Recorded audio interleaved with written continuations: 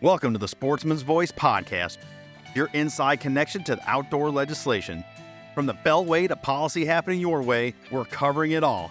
I'm your host, Fred Bird. Join us as we explore public land access, wildlife and fisheries management, Second Amendment rights, the triumphs that shape our nation, the sports we all love, and the stories that fuel our passion for the great outdoors. This is the Sportsman's Voice podcast. Well, this is it, the final episode of 2023. It's been a fun few months kicking off the Sportsman's Voice podcast, the official podcast, the Congressional Sportsmen's Foundation. Folks, thanks so much for joining us. Like I said, final episode here, bonus episode, if you will. Keeping it fun. We're going to, again, go back to NASC. Like I told you in the last episode, we got so much great stuff out of there. Going into the new year, we're going to bring you more shows. But for this final off-week publishing, as we head into, we're just days away from all the magic, the Christmas holiday, New Year's. I hope you enjoy this one. We're going to invite in Chef Josh Schwencke. Chef Josh is a friend of ours. He was down doing demos on how to use knives properly, how to cut up food. You're going to hear more about that. Josh and I get into a really fun conversation, take some rabbit holes as far as our connectivity to our food, the motivations of new hunters coming into the space, the utilization of our harvest. He's going to talk about, his work and stuff he does to teach new outdoorsmen and women. It's a fun one. I wish we had more time. Probably do it again at some point, but a real fun conversation there. I love talking about food, and who doesn't. Then we're going to welcome in Gabriella Hoffman from the District of Conservation podcast and the Independent Women's Forum. We'll tee up Gabby after Josh's conversation here with me, but essentially Gabby's going to get into her work. We're going to have a good conversation about conservation. So again, just like last week, no Sportsman's Voice roundup on this one here. Want to bring you straight to the conversations, with the Christmas spirit and holidays in mind. Ho, ho, ho, let's go. Getting down to the end of the first true day of our NASC summit. I'm joined now. This is a fun one. Chef Josh Schwencke. Good job. Is joining us. Josh has been doing a lot of demos on cutlery work and showing the people how to process any food, really, because you were working vegetables and everything. Demoing, showing people like cutting onions without making yourself cry. And you had the sous vide. Is that I say it right? Yeah, sous vide going on the other day. So, man, thanks so much for being here. Absolutely, it's an honor. I'm not just thrilled to be here, but it's great to just hang out with such great people. Very like-minded group.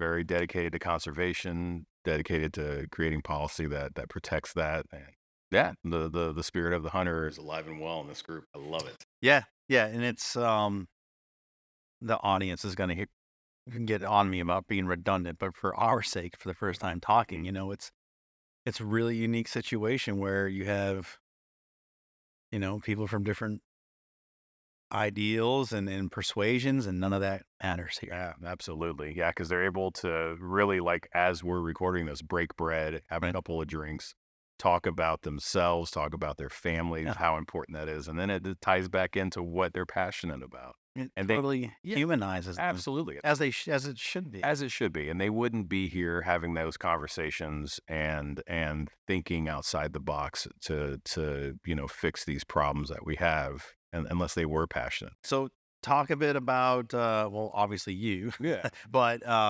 where you're out of, who you represent, and some of the skill set you bring and that you're showing off this week. Oh, definitely. So that's a tall order. So I'm the executive chef of a company that we built called Gastronomy Outdoors. It's a sister company to Gastronomy Live Events. We're actually stationed in San Antonio, and we're right around the Texas Hill Country.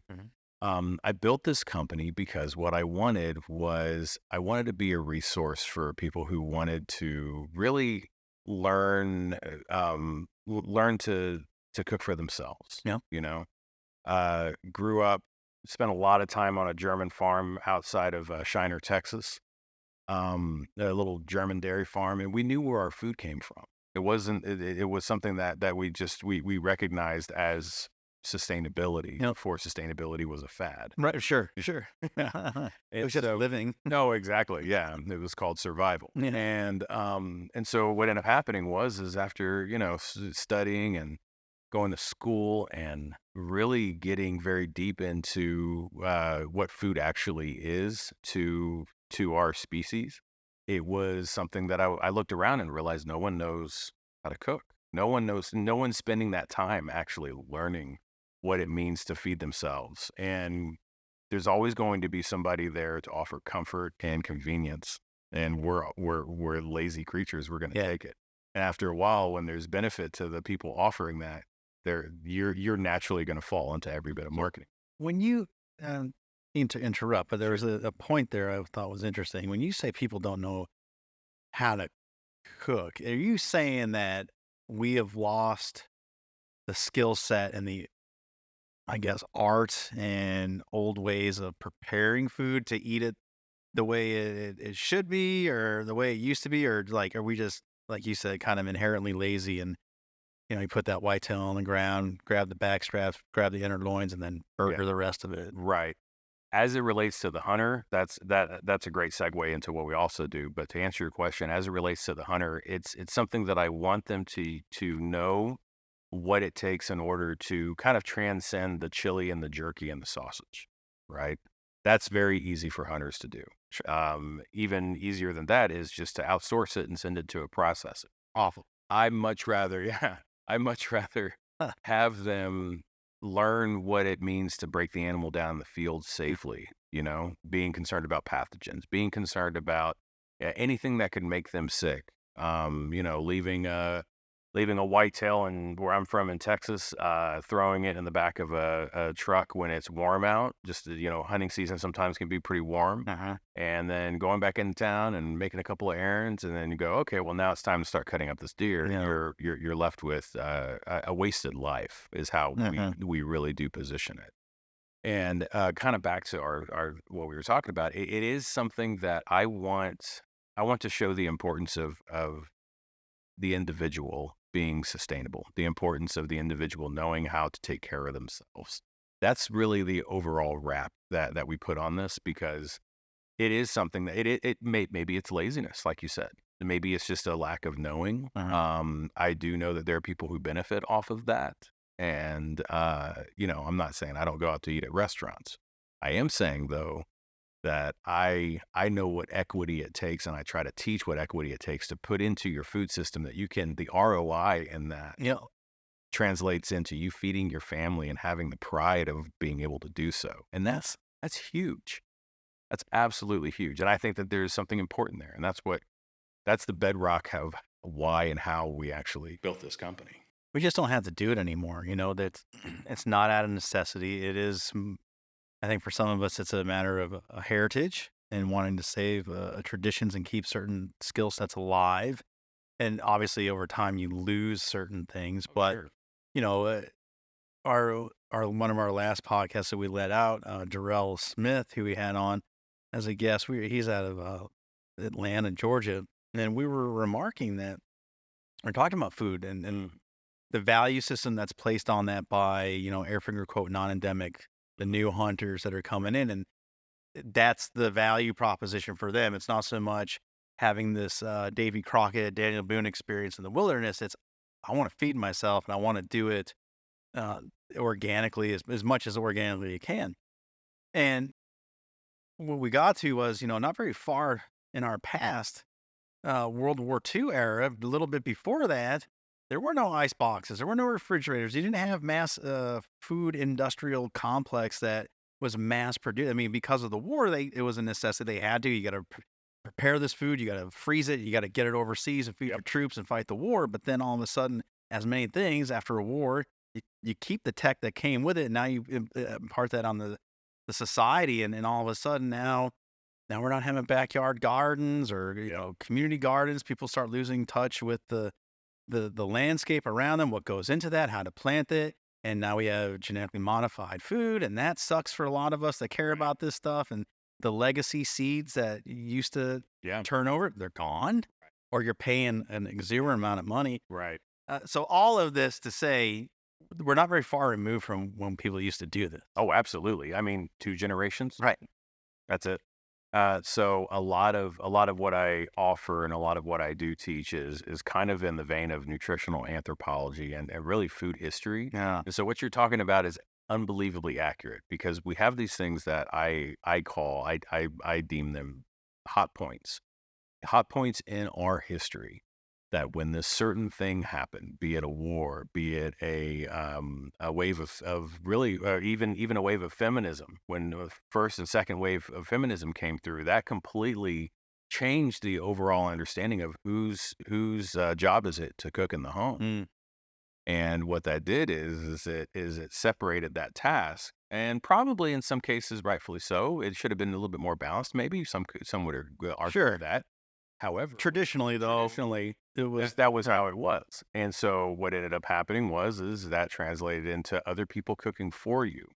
And then you tie that into the fact of wars. World War II was the highest mechanization of our food system in all of history. The creation of genetically modified food is a very loose term. sure. Because you say it and it automatically is a buzzword for people who are looking to listen. You know what I mean?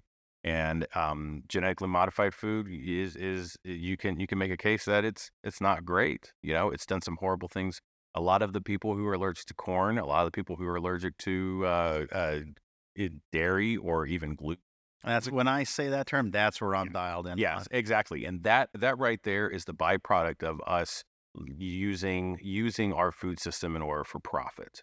And I don't appreciate that. I see the problems in it. However, the word genetically modified to somebody with my discipline looks at it and actually says, oh, well, genetically modified means an overall changing of that fruit, vegetable, that whatever. That naturally happens in nature. That's not lost on me, right?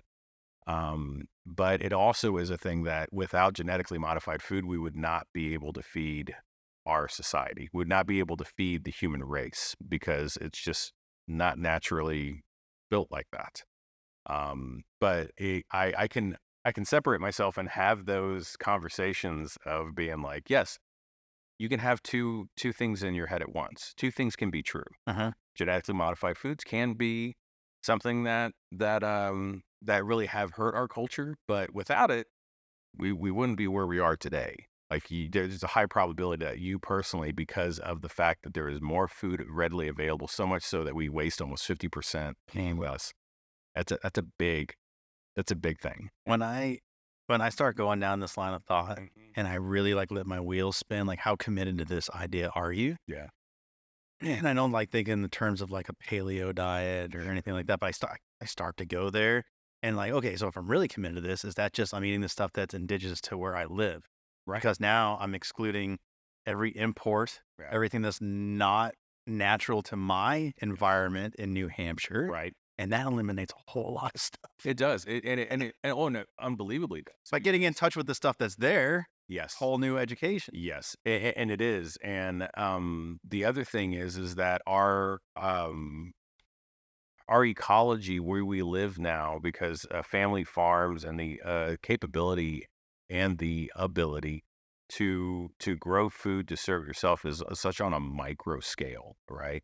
The family farms barely exist. Where I am around South Texas, 100 years, there was, 100 family farms. Now there's like 4 family farms. And these are farms that are not just committed to growing soy or Milo or corn, those commodity crops. It is very much dedicated and centered on the fact of we have lost that in our food system, and our repayment, or really our byproduct of it, is that we outsource everything.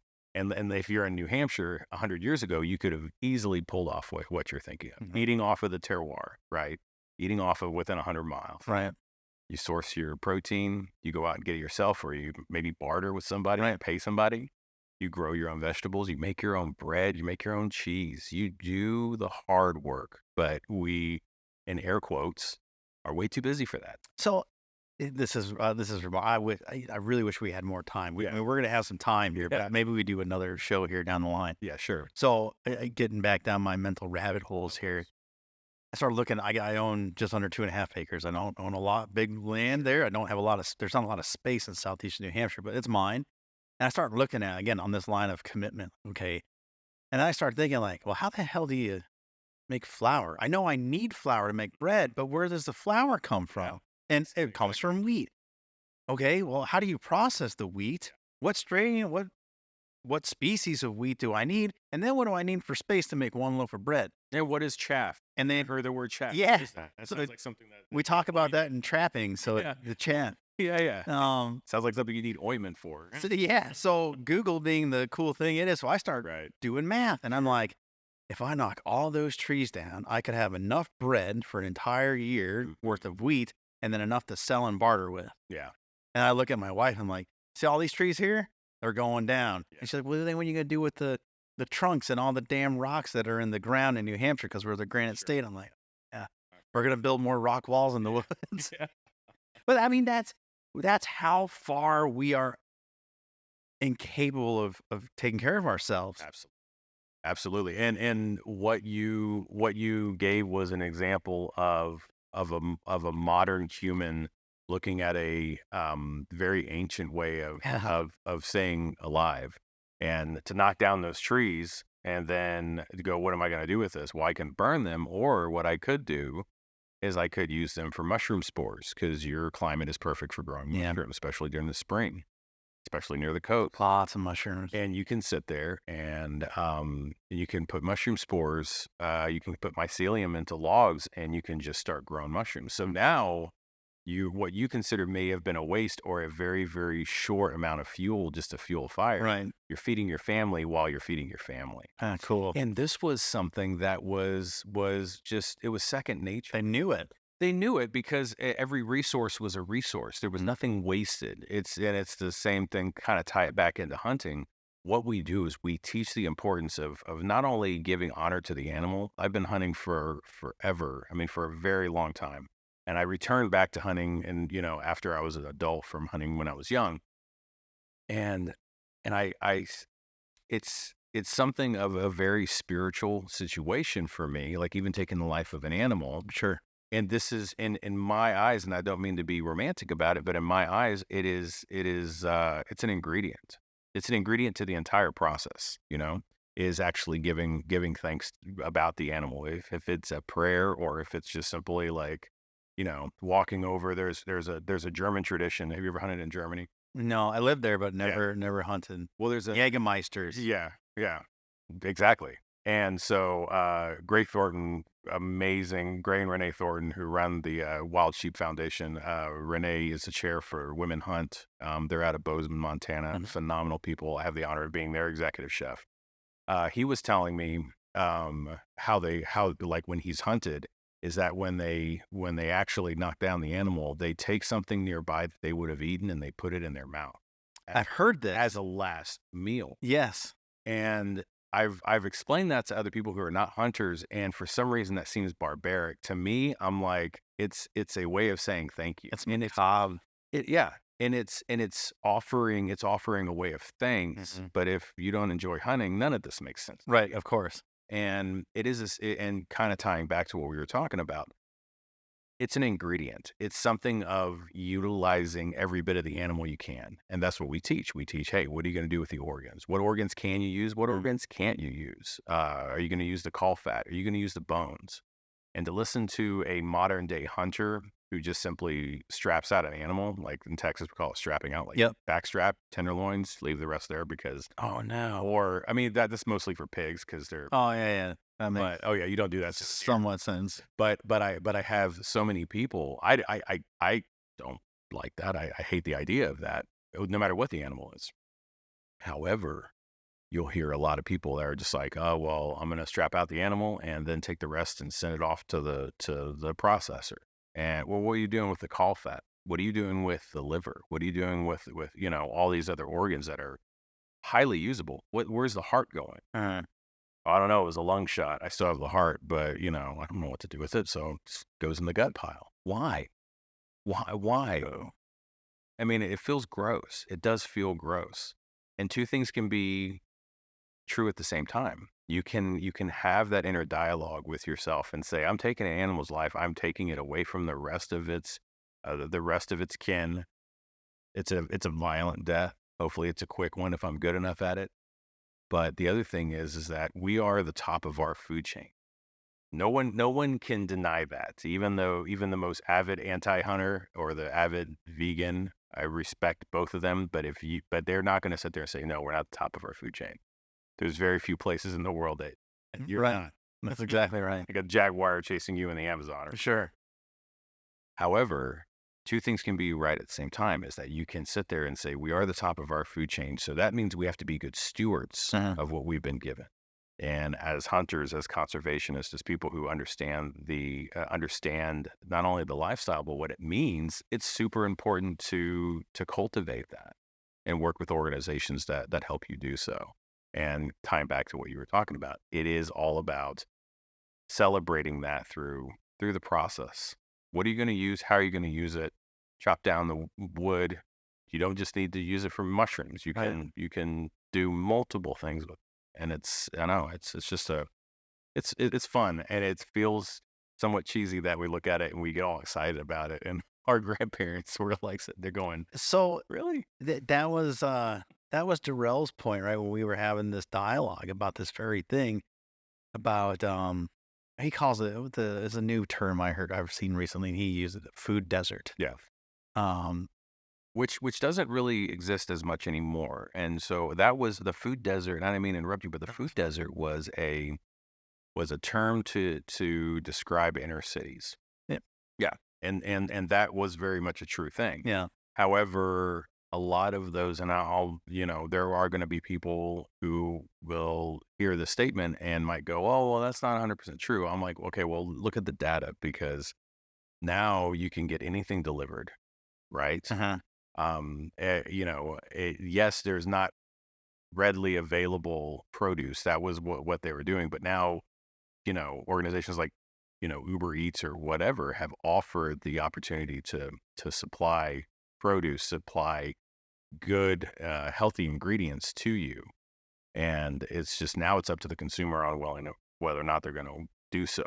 And so the food desert thing is, I agree it's there, but the food desert exists more now because of our growing the wrong things in the right places in rural America, is now centered around the fact that those food deserts are very much more in the rural, because you live 300 miles away from the nearest city. Yeah, no grocery store. No grocery store, and you're not getting Uber Eats to drop off, rutabagas and broccoli for you so you can eat healthy. That's just not going to happen. Yeah. You get processed food, you freeze it.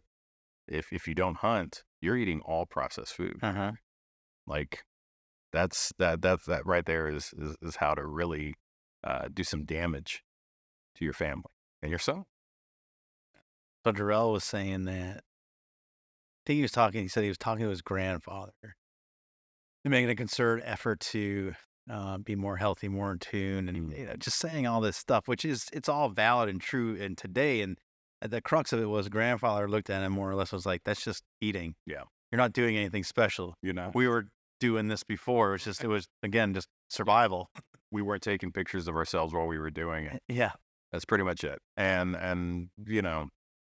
I get all that. It's it's a part of our culture, but it's also, I get excited about it. You said earlier, it's fun that, like, guys like us, we talk about this, nerd out, and get excited. And I think part of the excitement is the empowerment that comes from it. I mean, that comes from the knowledge that to pull this off, to take a deer, any animal, to process it, to have that flesh, give it longevity, and not just have to consume it or give it all away at once for fear of spoiling. right. To be able to work land and to have vegetable matter and fruit and whatever other ingredients, you did knock down a bunch of trees and grew wheat and made bread. Yeah. That's powerful, because that's ownership, and you're able to do all of that if you know how. You're not dependent on a supply chain line that 3 years ago we found out is fragile as all get out. Yes. And because we outsource everything in this country, we lose control, and that is not power. It's not power. And that is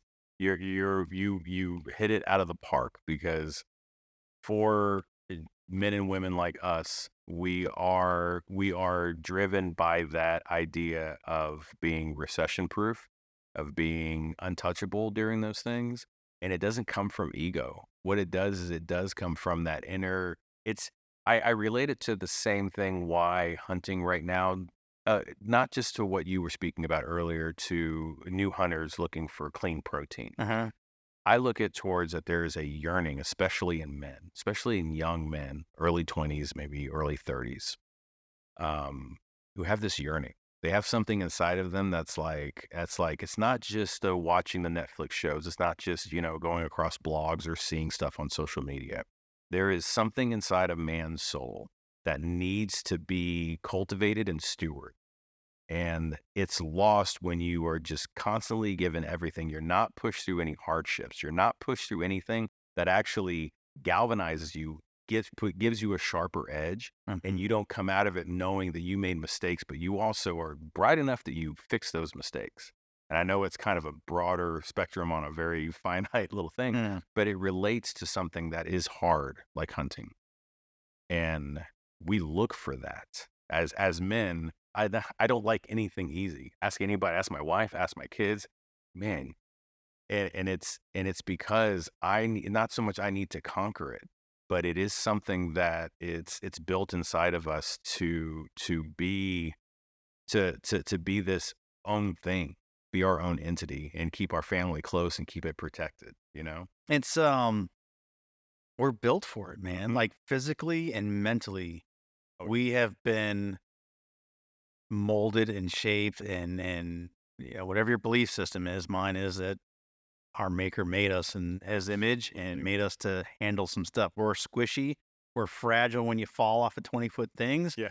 But otherwise, when your feet are on the ground, you're able to do a whole lot, and your gray matter between your ears allows you to physically do that. And the yearning you're talking about it's instinct. Yeah. It's part of your physical and mental makeup. And there is a need for it. And then when everything's pacified with, like you said, the on-demand everything now, like that's just, I guess you could say it's emasculating, but I know it's not just to the men in our society, it's the ladies too, because absolutely. the women run the household and traditions, and we're the gatherers, and then in some societies we're the hunter-gatherers. And so, I mean, it's not necessarily gender specific. We as human beings require this. Our teeth are built for this. Our bodies are built to do hard things. That's why we have a large amount as a Western society, have a large amount of dental problems and jaw problems. Weak jaws because we've been eating soft food forever. But you touched on something, especially about the female hunter, and that's one thing that Renee Thornton and Gray Thornton have done amazing at is especially Renee building something that is bringing female hunters into this. I don't like the word lifestyle when you're talking. I understand. Yeah, that feels cheap to me. Life skill, and we all work together to bring them in and walk them through a course and teach them. I mean, you have seasoned hunters that have been hunting their whole life that don't know half of what these 36 women have actually gone through and learned. And I have the honor of being there on the latter half to like help them learn how to actually bring home their kill and cook it for their family. As a woman, oh my God.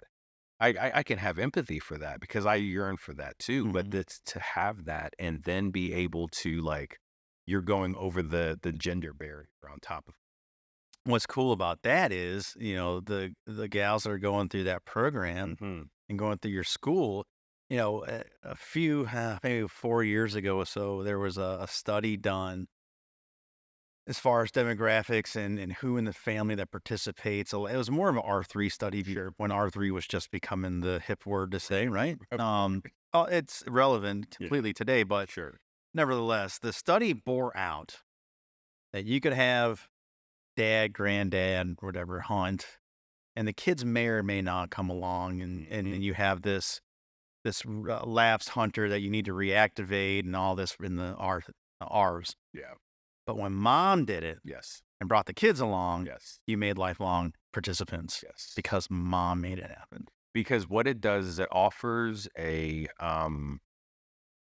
lot of people would say it's a juxtaposition between the violence and the masculinity that it requires. It does require a way to take an animal's life, do the dirty work in order to do something that's really, it's not even second nature for us, because we just talked about how it's not, but it is something that is truly unique to our species, is cooking and providing for ourselves through what we hunt, cook, and eat. No other species cooks. Right. Just don't.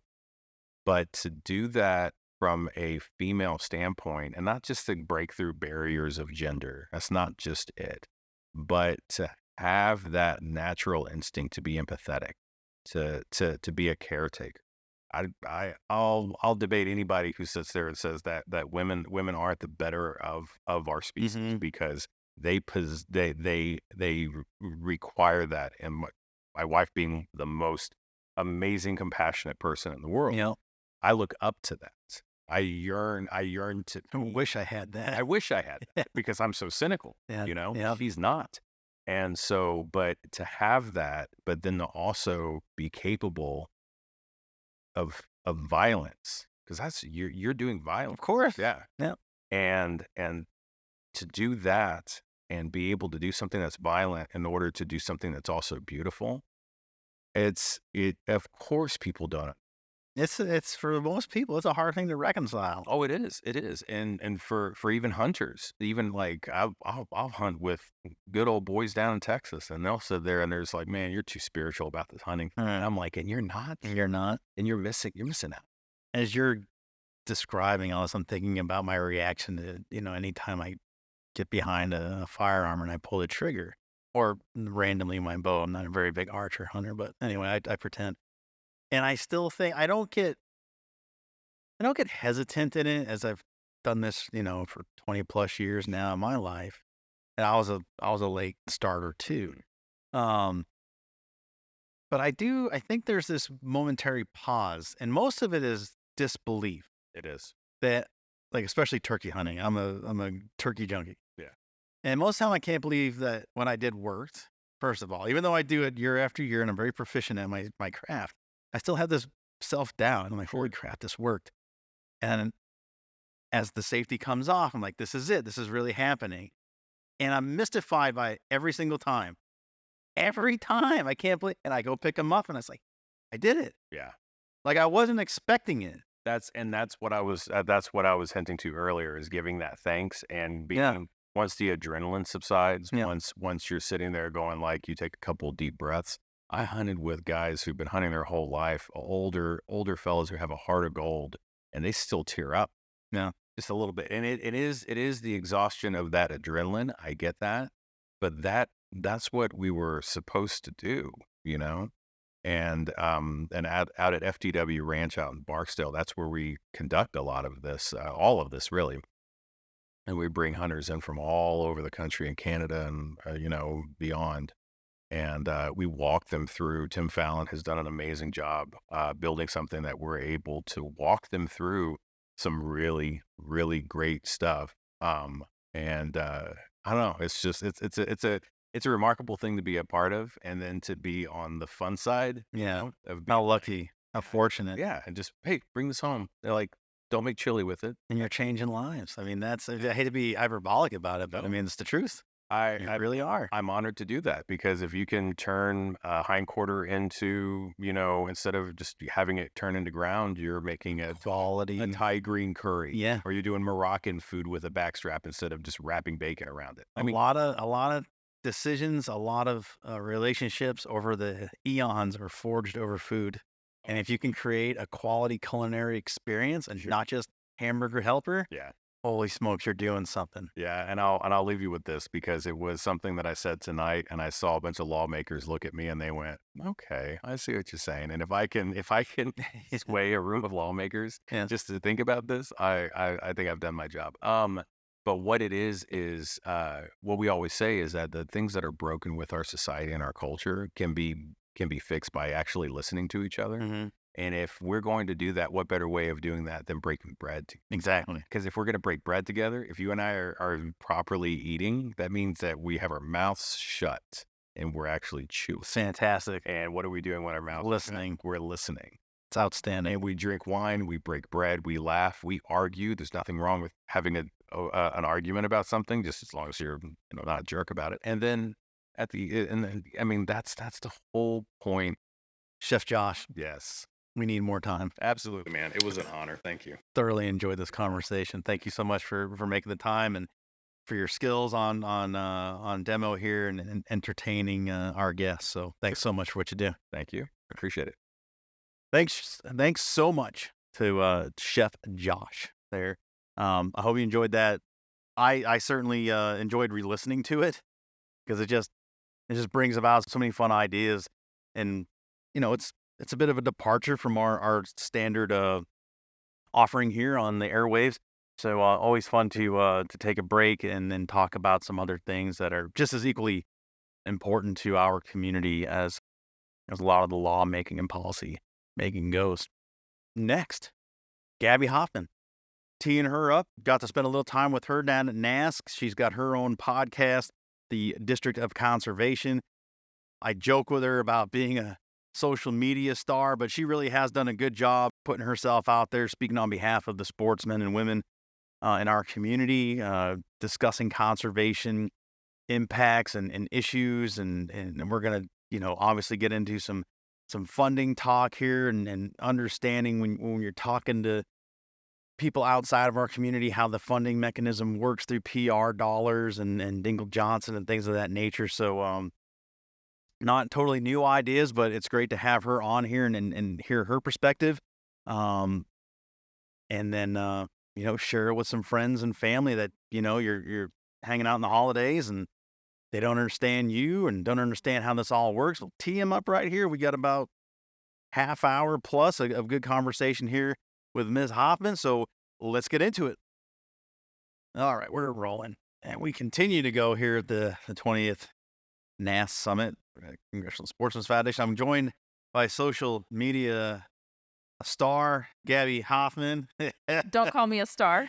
Everyone, everywhere I look, there you are, and you're doing great stuff for the community and conservation, and you have a voice, and you're getting the ears of policymakers. So it's great to have you here and working out a little time in the very busy schedule. Tell the folks who you are, who you represent, which organizations you're involved with, and the goals and aspirations of being here and for your organizations. Well, I'm first and foremost excited to connect with you in person and record this podcast. It's really funny about social media and perceptions in the real world. But yeah, I've been very animated about these issues for a long, long time. I've followed CSF probably in my early days of policy work, and that's almost going on a decade or so. Yeah. But big fan of your guys' organization. I've had my hands in different pools across the years. Up until recently, I was a full-time freelancer doing a lot of outdoor writing, communications, etc. I'm still doing that, but I have a different capacity slightly, but I'm still able to do my podcast, District of Conservation, and a few other projects on the side as well. But my primary focus now is with an organization called Independent Women's Forum. And I'm now their director of our Center for Energy and Conservation. It's a mouthful. Uh-huh. But I've been tackling these issues with the organization in my fellowship. I had a fellowship for about 2.5 years, both as a visiting and senior fellow. And then my colleague who helmed our center earlier this year, when we launched in February, she left to go pursue some other opportunities. She encouraged me to continue our work. And I stepped into the role recently. So that's what I've been doing most recently. And I'm trying to bring these sportsmen's issues to the forefront because women are now participating in these activities a lot more.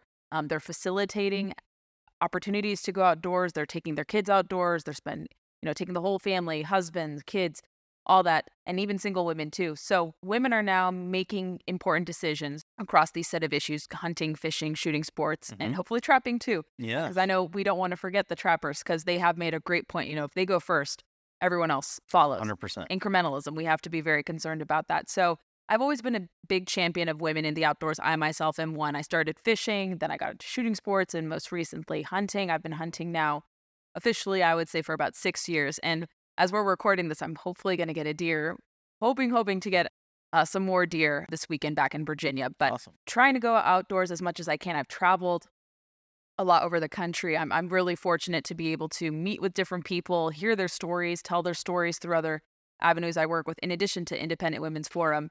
I have a video series called Conservation Nation. I got to even go to Alaska to film about some of the issues there, did salmon fishing, saw grizzly bears.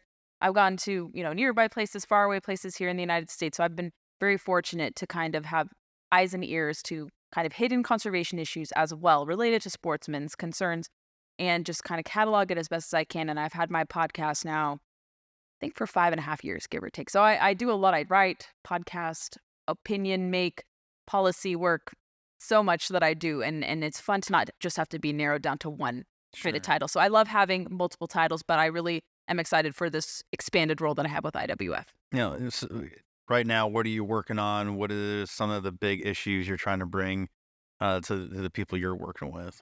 Right. So obviously energy, you guys somewhat talk about energy, wanting to make sure you factor in the costs. There are no trade-offs or minimal trade-offs to, certain harnessing of energy and how that impacts sportsmen's issues. We look to that as well, and more so for from the consumer side, if it's feasible to do things.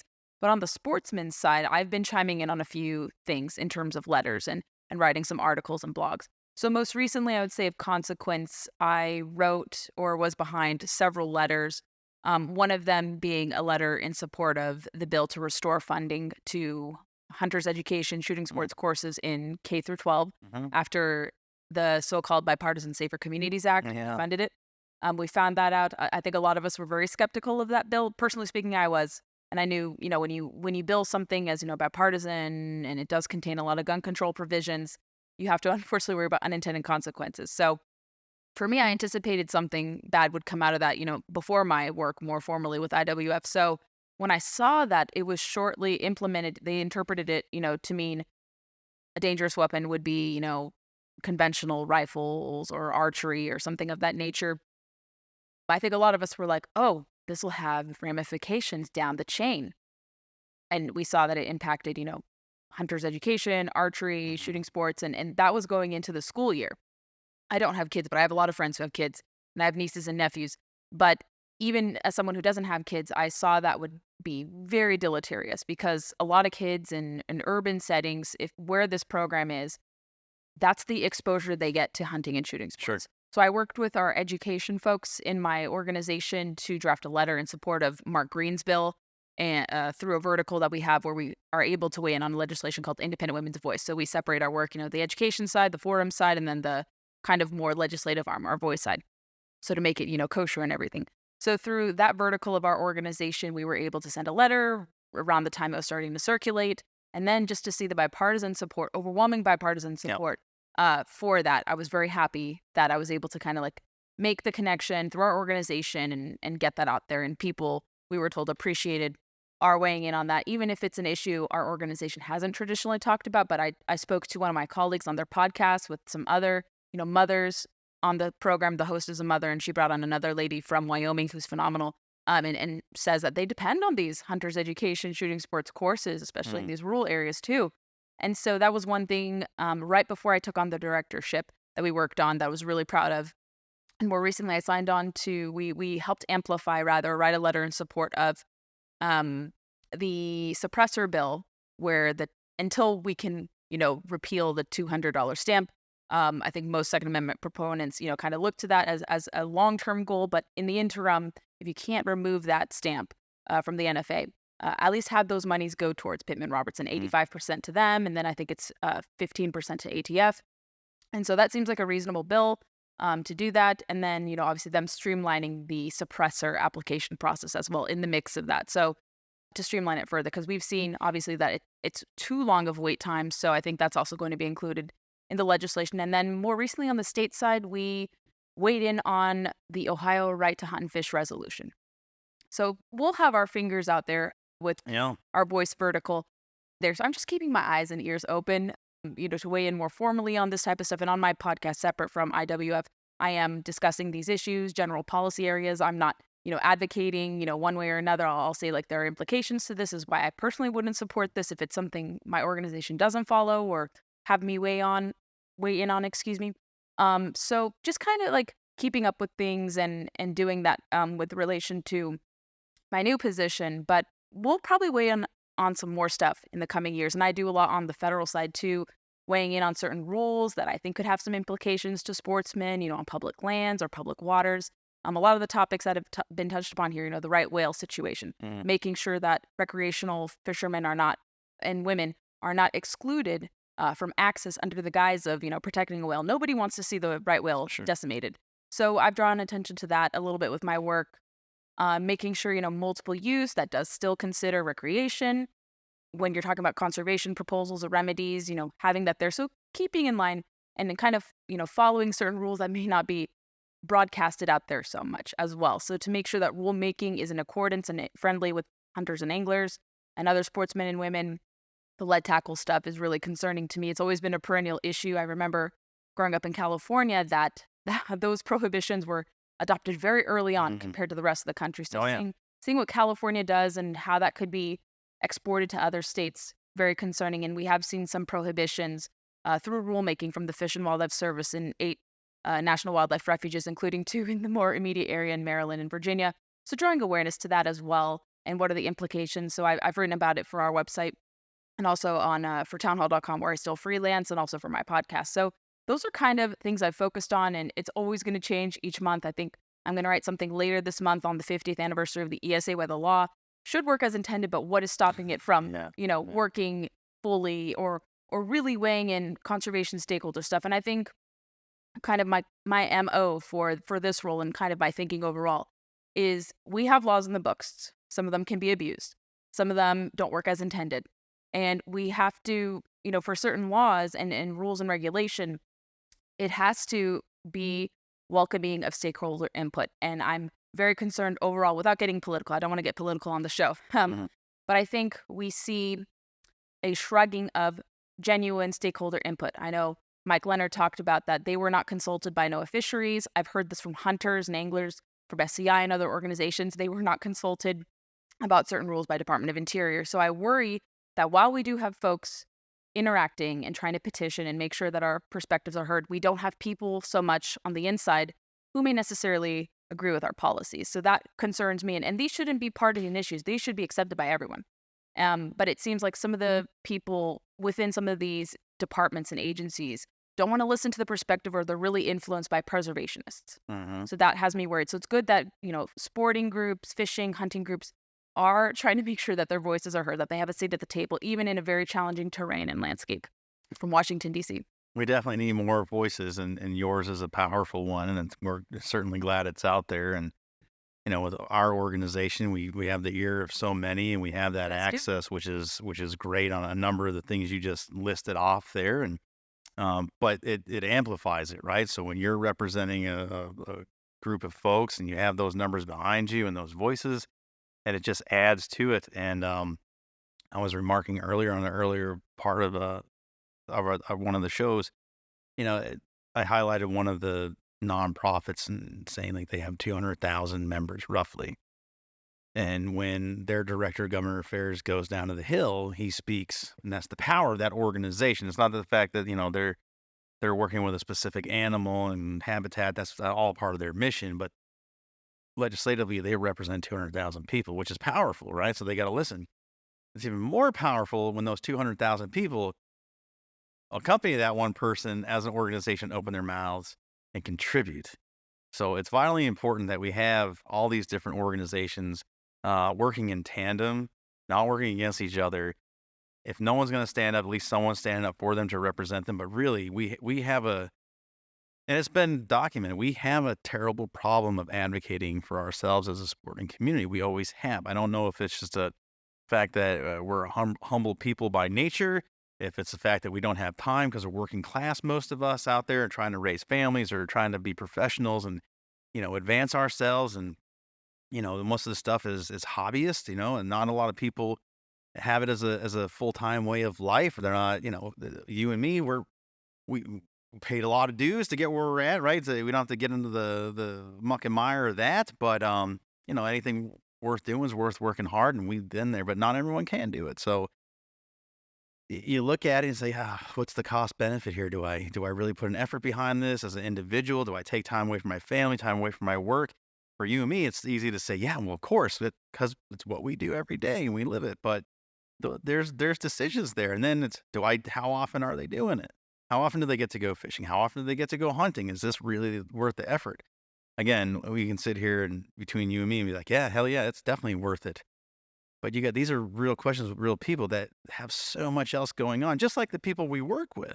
Indeed. Which makes it even harder for you and I to work with them and just grab their attention, say, what you're doing here has these ramifications. Or this one's good. Get it through, make it happen, because it'll do all this great for all your people. Yeah, we have different issues. There's federal gridlock. So it's really hard to get, things across. People don't view conservation as a priority, which is a really wrong-headed view, in my opinion. I think it should be placed very high, but I understand, it comes kind of as a secondary or tertiary issue when you're having to worry about, living paycheck to paycheck. Right. I hear a lot of people, a lot of friends of mine, some few recent acquaintances have come to me and asked me, I need jobs. Like, I don't know what to do.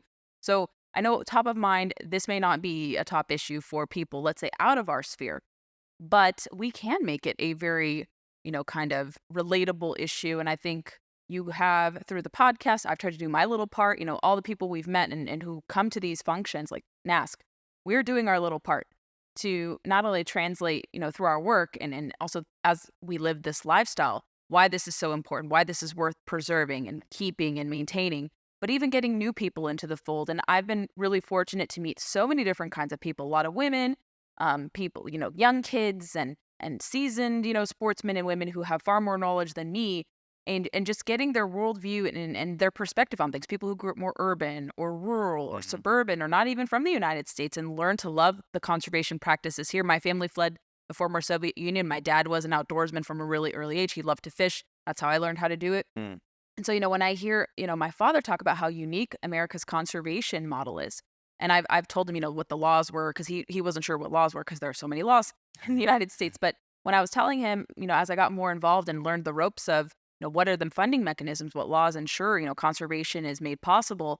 And he's like, yeah, we didn't have this where I came from because it was very wealthy people who had connections to the Soviet Politburo who could get a license, or they said there were licenses readily available, but very few people could obtain those, even if they were supposedly publicly available. But he said that it's so unusual that this kind of model exists here, but it's worth protecting and sharing and, understanding what true conservation is and not, trying to aspire to, let's say, a preservationist, radical preservationist model, which we have to do, like you said, in terms of making it relatable. I think a lot of people love to use the term conservation. They're not interpreting the meaning correctly. And I don't mean this as a way to begrudge people. Some may be well-intended in saying that, but there's so many different shades of environmentalism. We pride ourselves in practicing and in encouraging true conservation. And then you have people, like I said, who may mean well. Some of them may not mean well, unfortunately. And they're preservationists because they view, hunters and anglers as an obstacle, even though we are the primary funders, including shooting sports enthusiasts as well, who fund 60 to 80% in totality of conservation funding in the country since 1937. And so they don't like that. And then they think we're despoilers. We were talking before recording that there's a new study out there propagated by some scientists, I think one from Cornell and a few other institutions, that blame hunters for biodiversity loss. That one just come out. And when you hear that as a conservationist, you think you can't help but shrug when you hear that, because you're like, we've helped restore cumulatively. Our forebears have helped us, in the early 19th century to restore species that are readily available, plentiful today. Why would we want to do the same and then have near, extinction for certain, widely accepted, widely viewable species today? That would be terrible. It would be un-American in a sense as well, too, to have to go back and revert back to that really kind of unfettered market game system that was in place before we had wildlife agencies, before we called on before we were like, we need to be accountable to ourselves. So we have Pittman Robertson and Dingle Johnson as a result. So it was us. It wasn't government dictating to us. Exactly right. That it was like, it wasn't us calling for them to regulate us in that fashion like you typically view regulation. It's one of the few exceptions of regulations working well, and why Pittman Robertson, Dingle Johnson are very popular even to this day, because it's not your typical tax with excise taxes. So we wanted to be accountable. And then we have these other interests who are very powerful. And unfortunately, they have a lot more funding. They have the narrative. They have allies in media, unfortunately. Although we are starting to compete with them a little more. But they have very powerful lawyers who will sue and sue and sue and try to kick us off or try to restrict access under the guise of expanding public lands access or conserving a certain percentage of waters and lands, and doesn't account for what are some of the trade-offs that come with some of these designations that are supposed to be conservation, but they're not. And so I think we are starting to do better. In addition to, my day-to-day stuff, I'm also on the board of the Professional Outdoor Media Association, POMA. I've been a member since 2018. I was lucky to win an award for conservation on grizzly coverage, and it's really helped me grow as an outdoor communicator. And we have had this discussion in our organization many, many years. How do we captivate people? How do we tell our story? And even in non-endemic outdoor media, in the mainstream, where I've been able to print as well and have, multiple bylines and have the opportunity to be published, because that doesn't happen to everyone. And when you are able to get your byline in very notable papers, it's a huge honor. So I'm very fortunate that I'm able to do that and translate our language and our message to non-traditional audiences. And I hope others can also break through and do that as well. I don't want to be just the lone person doing that, breaking into Wall Street Journal and talking about this, or, other types of publications where this conversation needs to be had, because you have people writing about these issues who have no proximity, not even a little teensy bit. Like they largely have not gone to the field, or they may start to shadow a little bit, like fork to field. Great. It's good that they've got a little taste of it, but they're not going into the field. They're not sitting in the stand or the blind.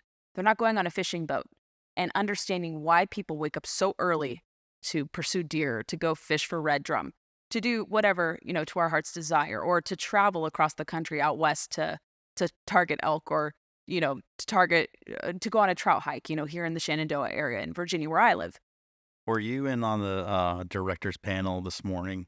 I was. That I was the moderator on. Yes. Mm-hmm. So there was a point in there where director for New York remarked about hiring a market person to really. We were talking about communicating the mission and communicating PR and how that funding mechanism does for all on the back and on the few. And I didn't want to put her on the spot, and I wasn't trying to be controversial, but I thought my question to her was, when you're hiring this, and I didn't, maybe when I said requirement was probably too heavy, but I wanted to make it a consideration that when you're hiring a marketer to promote the department in New York, have they hunted? Have they fished? Have they shot guns to understand what they're putting out there? And she was very quick to cut me off and said, absolutely not. I want the best marketer. I said, well, I guess I understand that. But my point was, again, not to play gotcha, but there's an emphasis on that. You need to know what you're speaking about when you're promoting this stuff. You just can't fake it, because we'll smell it real quick and flush it out. And even more so, like we're talking about, the non-endemics, that middle 80-85% that we're trying to get to, you feed them bad information, they're already getting bad information. Indeed. We can't perpetuate that from our end. Mm-hmm. No, it's important. And I would like to recommend the different wildlife agencies. They can work with someone like me wherever appropriate, from outside of my work day-to-day duties, just as a writer, award-winning writer, whatever capacity. But they have to tap into, I wouldn't say like I don't want to be viewed as an influencer, because I try not to do that. Social media, the algorithm's so hard to, naffangle and kind of play with these days. It's distorted for a lot of things. Our content unfortunately gets a lot of criticism, Sure. But it's not even just that. I just think the social media platforms, Instagram in particular, which I used to love and I still love, but it's lost its identity. And it's really hard to now, gauge. Influencer marketing, I think, is on its way down. But strategic Agreed. Partnerships, however, if the agencies were to partner with someone like me, or someone who's up and coming, or maybe they're a adult onset hunter, or perhaps they're a lifelong angler, or someone who really just loves to be outdoors and they're interested and open-minded with, learning about new types of style of fishing. So I grew up bait cast and spin cast fishing, and then I picked up fly rod fishing maybe 7-8 years ago, give or take. And I love it. Like, I love all styles. And so whatever, mode that someone likes, or if their experience is since they were young, or maybe they started with a different activity and then they morphed into being more well-rounded, I think the agency should look to us. You're not going to really spend that much money if you're looking in terms of a partnership. But it's good cross promotion. There are lots of different features that can highlight cross promotion. Like, for instance, I could highlight Virginia's unique offerings if I wanted to, or someone else like me could do it as well. And I think they just have to look to see, like, work with natural partners. It could be a media person. It could be, like I said, a young family. It could be an influencer. It could be someone who writes documents. Maybe they're a professional working in, let's say, a corporate job, but on the weekends, they love to go fish or they love to go hunt.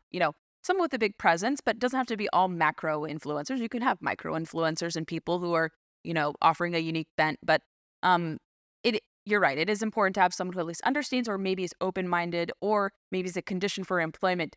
You can get them to the field at least, like some training, so that they can know what they're talking about. The process is so mechanical, and at a very primitive level, we are able to connect as human beings through our stories. We've been doing it since we figured out how to talk or communicate by grunts and pounding our chest. That's how we relate with each other. That's what separates us from the great apes and separates us from all the other critters on the landscape, is our self-awareness and our ability to harken back to a history. I mentioned it earlier, our inability to communicate our story hurts us. So it is valuable when they do team up with, whatever, non-influencer or whatever, someone that knows what they're talking about. I actually prefer the non-endemic stories of people that, the emergent hunter that figured this stuff out in their early 20s or 30s.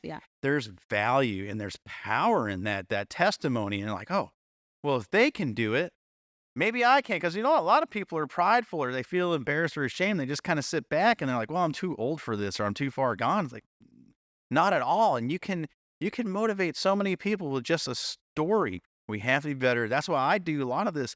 Even though we're policy heavy on this show, there's still storytelling. And back to your point about using the word conservation, that is also part of our storytelling. And I think about The Princess Bride, and think about the Montoya saying, you keep using that word. I don't think it means what you think it means, because it gets bastardized. Jack Hanna's wrong, because he was a true conservationist. He understood the value of hunting and what that means in conservation. But there's other personalities, Discovery Channel, Nat Geo, that will constantly use the word conservation in place of preservation. And it is marketed itself and confused the general audience. So when they hear conservation, they think glass ball around this koala bear and you're never going to touch it kind of thing. You're hearing conservation, but the true meaning is preservation. We, and I've been saying this for years, must communicate that difference and tell folks in our own community, especially, start there and then go out. That word has to mean something different to people from now on, because we use it as using the resource, conserving it so that we can continue to use it to strike balance. If we put things in little biospheres and glass bowls and just look at them, you're not conserving anything, and it only seeks to harm. And it also restricts public access too, because 100%. We've talked about this before, and you guys have done a great job highlighting this, the nuances of, let's say, certain monument designations or designations for public lands, which we should definitely be open for. And I'm a public land defender, and I want public land to be utilized, conserved, and maintained. But sometimes we see these conditions for establishing, let's say, a monument, which I hate that they're being teed up to be just carte blanche for national parks. A national park is beautiful, should be unique. Doesn't mean that these monuments are not beautiful nor unique. But when you see certain administrations use them just specifically for that and then off limits for everything, that is not healthy, and that's not a wise use of the Antiquities Act. But these designations bar none, a national park, if it's a monument and anything below that, in terms of the hierarchy of public lands designations, a monument has to respect wildlife management decisions. And you guys have done a great job highlighting what happens when the designations come. Maybe there's not enough consulting or stakeholder input, but the thing is like, yeah, we're conserving, 1 million acres in this area, and that has been historically open to hunting, fishing. But the state wildlife agencies, Arizona is one example, Utah has said this as well, but Arizona, kind of in my study of this issue, has said this is where sportsmen have sometimes lost out on opportunities, because the designation does not consider, trout management or hunting management whatsoever. And when that happens, that is not good for us. That's a net negative. And so we have to be very careful. We have to demand that multiple uses and also these activities or access has to respect wildlife management, which is at the heart of conservation. And I think more and more people, as long as we do storytelling and convey the differences, I think they will start to come around. I want to be optimistic that people are coming around. And let's say personally speaking, when I'm posting, let's say something I've harvested, whether it's a deer or I catch a fish, I'm not just like posting a grip and grin, which is great, but I have an explanation. If it's something that I was, trying to intently like be aware of my surroundings and want to have that full spectrum experience. So I hope when I go deer hunting this upcoming Saturday, I could have something try to wax poetic. And even though like I'm an outdoor writer, it's very hard for me to be poetic. I try to be, matter of factly to the point. I don't want to embellish things too much. A little embellishment is okay about, the surroundings, your attitude, whatever. But I think people want something that's matter of factly and to the point, and not me like inventing something about that. So I'll create like a long caption. If it's like when I got my first deer 3 years ago, I wrote a long thing explaining like, I'm very proud of this. I used an AR platform, but I'm not going to let this deer go to waste. I'm going to process it. I'm going to field dress it. And I did, like, I didn't record me, taking the guts out or things like that. But there is footage of me, grinding some of the leaner meat, to make for sausage or patties or what have you. Or ground beef or ground venison rather. So like I was able to do the process and I explained it without having to show like all the gory details. We don't have to show every single detail, but people can trust me when I'm saying that I did the whole process beyond just taking the shot, and that I did spot and stock for the deer with some assistance, of course, but doing the thing full circle, not just taking the shot. I think people will understand, even if they're intimidated by the platform used, or they see like, how could you take this gorgeous animal? And then you explain like, I'm not taking everything. I bought a license. I got the training. I have hunter's education under my background. I'm not taking more than I'm allowed to take. So when you explain that in your narrative or your social media post, even with you smiling in a grip and grin, I know there's always controversy about should you post a grip and grin. I think that's a silly debate. If someone is proud, it's ethical, legal, why not? And then you can explain, of course, that the harvest was meaningful. So I think as long as you elaborate more and you could enhance it with, let's say, storytelling, video wise, or podcast, or bring someone who helped you get to that goal of a species that you obtained. I think people like that. And so it's just a matter of us doing that and then getting the newbies, like you said, the adult onset hunters who had no proximity to the outdoors. Like for me, I was already interested because of my family background. We loved eating weird cuts of meat from Eastern Europe. That's kind of a thing in my household and in my family. And so, we were always exposed to exotic meat, like bear meat infused with like sausage or something of that nature. So I always liked, kind of, I wouldn't say odd, but like unique cuts of meat or unique types of meat. So I already was kind of in there, but I just didn't have the opportunity to go hunting in California. It wasn't advertised, and they're struggling today with marketing with certain decisions they've made. But that aside, but for me, so fishing was the gateway activity for me, and I think there's a lot of fishermen, fisherwomen, and even shooting sports enthusiasts. I was talking to someone recently, like, how do you get that pipeline of Second Amendment supporters, gun owners, to like hunting and understand Pittman Robertson? Because as we've mentioned here, and some others have, alluded to, we see people take efforts. There was a Republican bill, the Return Act, which I vehemently disagreed with. I think it opens a can of worms that we don't want to go down. The Pittman Robertson Act, as everyone knows, if the firearms industry thought it was a bad thing, they would have opposed it. But they don't see it as an infringement. So if they don't see it as an infringement to your Second Amendment rights, how is it an infringement? I don't see where it'll infringe. Where it does get dicey is when they propose these additions, because everyone has agreed, like we talked about just not long ago, that we wanted to tax ourselves. These were reasonable rates to tax on manufacturers. And even if you don't, if you remove it, the consumer is unfortunately not going to see that price go down. It doesn't lead to price reductions. What incentive do manufacturers, especially with guns being in demand now, what incentive do they have to lower prices? They're not going to, because so many people are actively purchasing guns for self-defense purposes, hunting, what have you. It's all market demand. That's where the prices are. So when people understand it's not, a sin tax, like what California is attempting to do, or, what Connecticut attempted to do, then they can be like, yeah, this makes sense. It's not an income tax or, another tax that is very cost prohibitive. It's a tax that is incurred on manufacturers and it goes to conservation, and those monies are largely stewarded very well. But when you have, let's say, the Return Act from the right, you see on the left, them taking notions from the Return Act and saying, you know what? We like this idea, even though we don't agree with the premise with the Second Amendment. We think bloodlust, explains why, hunters have an outsized influence role. Their words, not mine.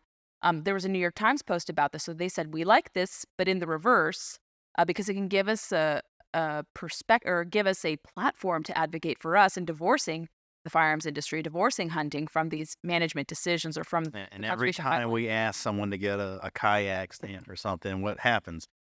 Holy hell breaks it. No, you can't do that. Well, who's going to do it? And that's the distinction on this. And it's a very, I hate to make it so simplistic, but it's a very simple distinction. Mhm. We asked for it Yes. and you're demanding it. Mhm. You know, when you do when you're explained doing the really well. syntax, it's really that simple. And when we're having these conversations with either side, Mhm. that's the distinction. Like, look, you haven't thought this through, and it's because you may not know. Now I'm going to tell you. Now you know. Mhm. In 10 seconds, now you know. I hate to like render it down like that, but I mean, that's it. Exactly. And the replacement for what the Return Act was proposing, it doesn't make any sense with the political climate we're in with a Biden administration is not going to approve reverting those monies from oil and gas royalties. They're not for oil and gas development much. They're trying their best to stop it, whatever everyone thinks about oil and gas. But there's no way you can replenish it kind of like a LWCF, like what LWCF with offshore royalties, going into Land and Water Conservation Fund. I think the proposal was to say, like, we'll recoup for the loss of like $500 million, $600 billion with oil and offshore royalties. And I'm like, offshore is not happening. So it makes no sense in their argument. Like, that was very poorly thought out, given the dynamics at play, with politics right now. So we would have lost if this would have passed, and I hope it doesn't come back from the dead, but we would lose, I think it was 1.6 billion this year, past year was hauled. Yeah. And then it would be 800, so like half. That's not good. And No. then you would give the opening to preservationists, anti-hunters, anti-anglers to come in and say, okay, we're going to replenish it this way, or we're going to, appropriate some sort of other fund. But will to do they? this. That's the thing. Maybe They're not. pretty uncommitted. They want everyone else to do it for them. Right. Until They get full control, maybe, yeah, it's just of government. it's when a it's not paper divided. tiger. I feel like they're real good at ballyhooing and creating controversy. But when you put it back on, I'm like, all right, step up. Well, I'm not going to do it. Right. Well, no kidding. They'll probably want like the preservationist groups that sue often, the NRDCs of the world, CBDs, Earth Yeah. Justice. They want to wait till they sue That's the right. government, and then that could trigger, Yeah. some regulatory reform where Pittman Robertson gets abolished, heaven forbid, but where they could try to do rulemaking, although there have been court decisions that say that regulatory agencies cannot create rules. That's only Congress's jurisdiction. So let's say if preservationists were to gain a majority in Congress, they could, heaven forbid, advocate for a repeal. But we won't see that because I think we're such a divided country. So conservation still has an edge, I think, even politically across both political lines, Republican, Democrat. So we won't see that. But people are trying to make the argument from both the right and the left to say that Pittman Robertson is unconstitutional or Pittman Robertson is so egregious and dangerous and inviting bloodlust. So we have to, challenge that narrative from both sides, unfortunately. Well, I mean, and you look at this 200 plus folks here this week and why we're here. And again, I've said it multiple times this week. What we do, our community transcends the labels that we self-designate. Certainly. And that's the attitude we need to have. And that's the attitude that needs to be brought to Washington and every state capital. And I still say, if you're trying to get reelected, if you're trying to get elected, the fact that you don't engage the sporting community, because So disengaged. we Yeah. are the ultimate bridge for both sides and everything in between. Because we have proven, and we're proven today, that we can all be together, coexist, and focus on the things that matter. Not get caught up in the foolishness that comes through on the radio and the TV and press media and even podcasts to an extent. Things can get done. Focus on the stuff that can get done, and all the rest of it doesn't matter. And we as a community can do it. We're small. Well, the hunting community, the angling community is huge. The sports shooting community is huge. So our powers combined, holy smokes, we can get stuff done. And the legislators who engage with us get a lot of stuff done. And they can educate their other colleagues as to what the hell's going on. Yeah, and it should be a good way to relax and cool down. Hunting and fishing are Always. great activities. Shootings, everyone, when you try these activities, you get even the most perhaps apprehensive person. I've seen people convert, on guns It's overnight fun. because you see that it's safe. Yeah. You're in a reasonable environment. Nobody's recklessly handling firearms, or if you're fishing, it's not boring. That's kind of the stereotype. Like, oh, you have to wait so many hours until you catch a catch a fish or until you get a bite. That's part of it, unfortunately. But it can be very exciting if you're on a boat or if you're, let's say, hiking and trying to target trout in a national park or somewhere outside of a national park, wherever.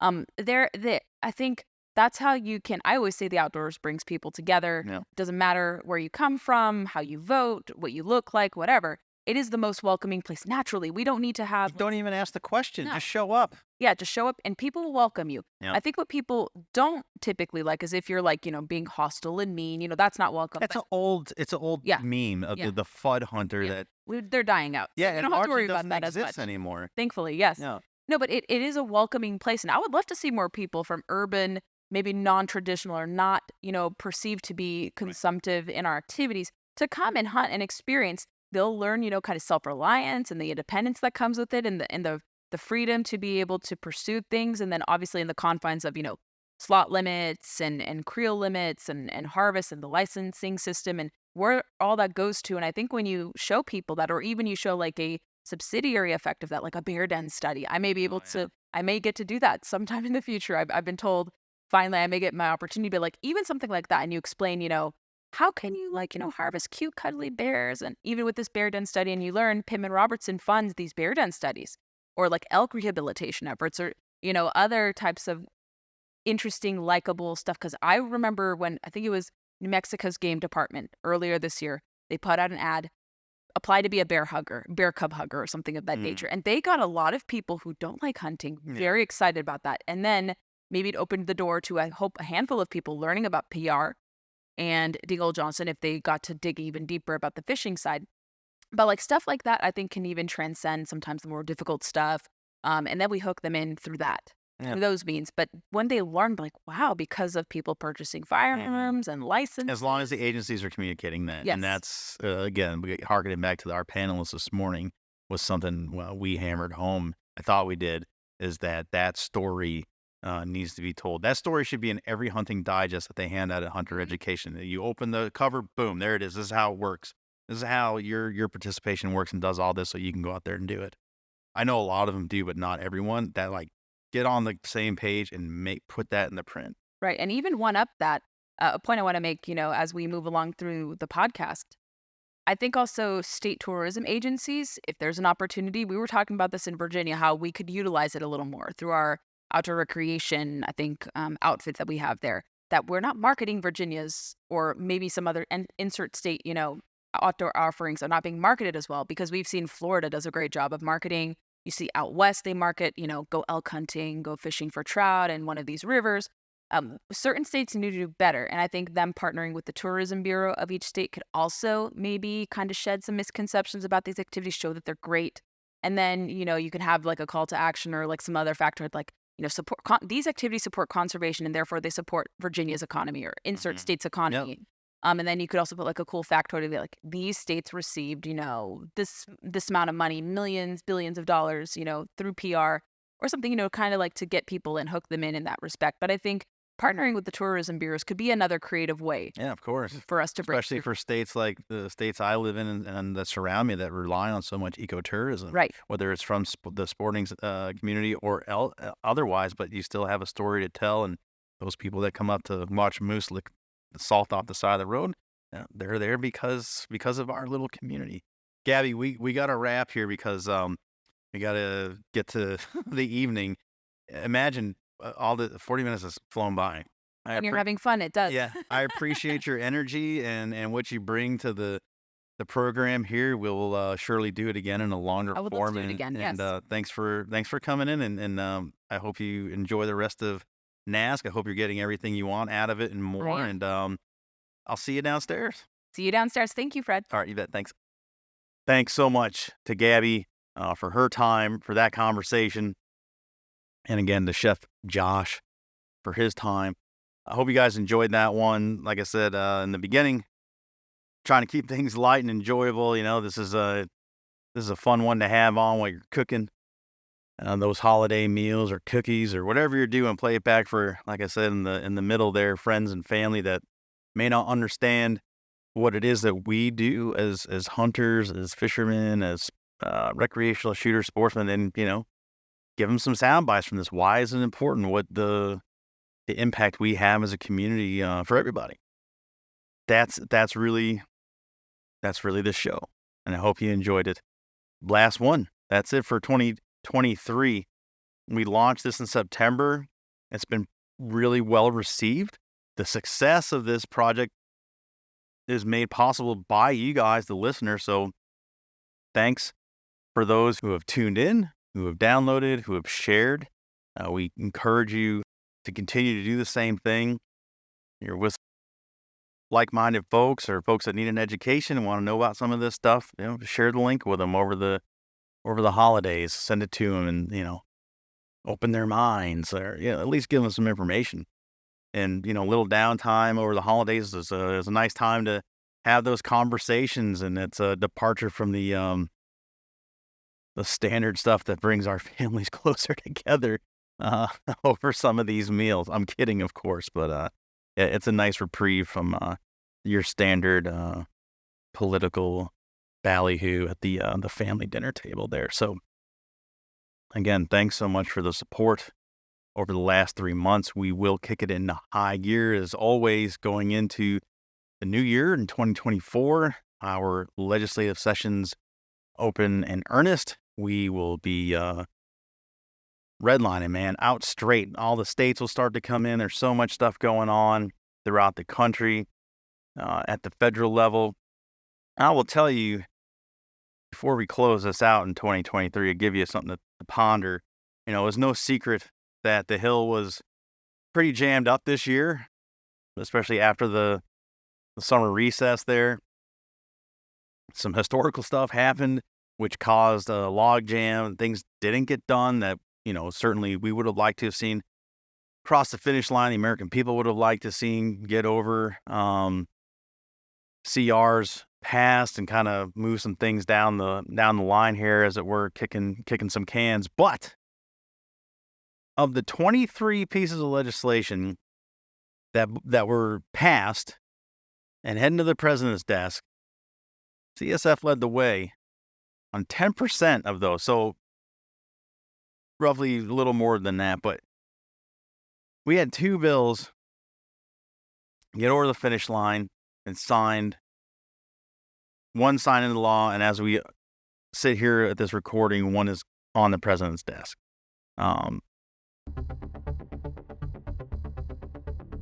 Breaking news.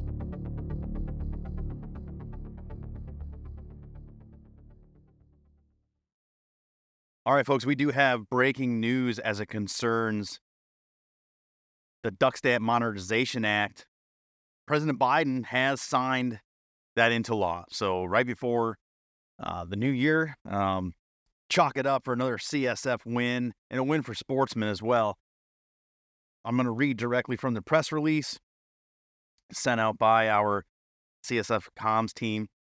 President Biden signs CSC leader Senator Boozman, Representative Graves' Duck Stamp Modernization Act into law.